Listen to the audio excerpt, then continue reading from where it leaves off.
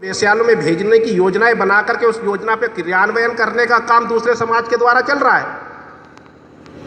ये जो घटनाएं होती हैं, ये घटनाएं अचानक नहीं हो जाती।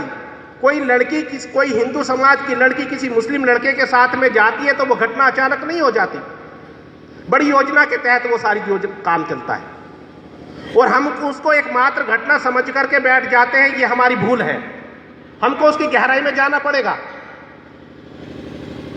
मैंने नाम दिया लव जिहाद, तो लव के साथ में जिहाद लगा, तो जिहाद का मतलब सभी समझते होंगे। जिहाद का सीधा सीधा तात्पर्य है दूसरे समाज को, जो हमारे विपरीत विचारधारा का समाज है, अर्थात जो इस्लामिक नहीं है, जो इस्लाम को मानने वाले लोग नहीं हैं, जो मोहम्मद साहब को मानने वाले लोग नहीं हैं, ऐसे समाज की लड़कियों को प्रेम के माध्यम से अपने जाल में फांस लेना, ये लव जिहाद है। जबकि जानते हैं वो लोग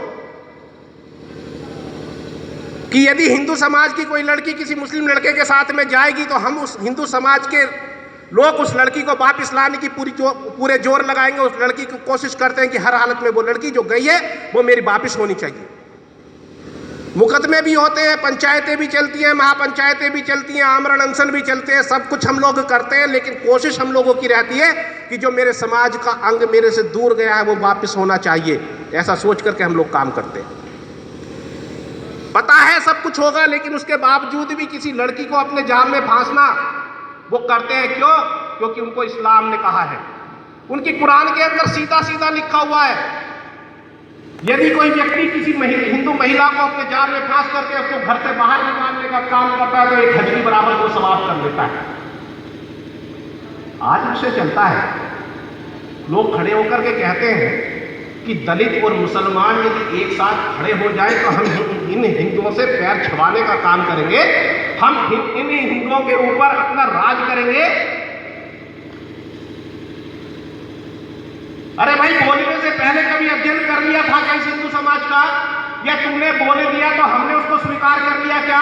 आज वो लोग जो कहते हैं कि हिंदू शब्द बहुत बुरा है,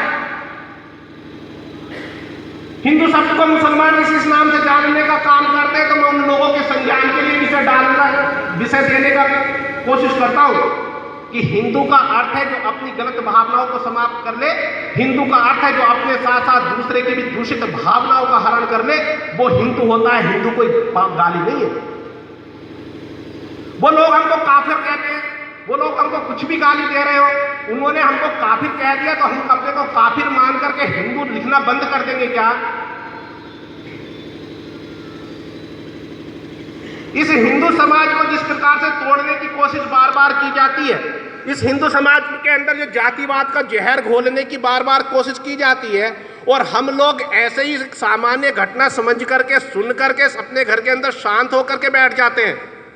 मैंने अभी कहा, एक व्यक्ति ने खुलेआम कहा कि यदि दलित और मुसलमान एक साथ खड़े हो जाए तो हम इन हिंदुओं के ऊपर राज करेंगे, इन हिंदुओं को हम पैर छूने के लिए विवश कर देंगे।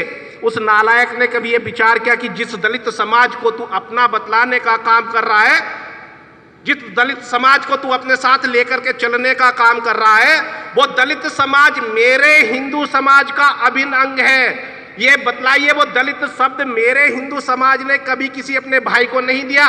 वो दलित शब्द का यदि हम अध्ययन करते हैं तो वो भी उन लोगों ने दिया जो आज कहते हैं कि दलित और मुसलमान एक साथ खड़े हो जाए।